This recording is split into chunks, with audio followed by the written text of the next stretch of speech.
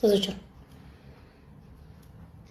Endi men bilaman-da, demak o'sha boshlangan vaqti o'sha shu birinchi qizimni olib kelgan vaqtdan boshlangan o'sha narsa. Men xotiram ketishi, men turib o'zimda o'zim turib chiqib ketib, qaytib kelib. Stress deyapsiz, ha? Ana shu vaqtdan boshlangan. Stressdan boshlangan deyapsiz. Stress nimadan bo'ladi o'zi?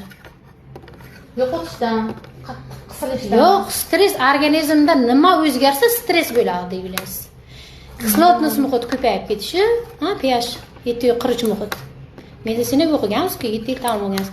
Kislotnos muhit ko'payib ketsa, 7.43 muhit bo'lsa, balans bo'lsa, bizada hatto rak hujayrasi rivojlana olmaydi tanaga. Rakning rivojlanishiga parazit gijjalarni ko'paymasligi uchun biz muhit yaratib qo'yamiz. pH 7.43 muhit bo'lsa, uni ong chastotalarimiz orqali olamiz. Qaysidir jarayonni ichkariga o'sha kirib fikrlarimiz orqali biz fikrga kelamizda, ichkariga kirib ishlaydi, bizning hayotimizning moddiyatiga ishlaydi. Bizga kasallik olib keladigan aslida birinchi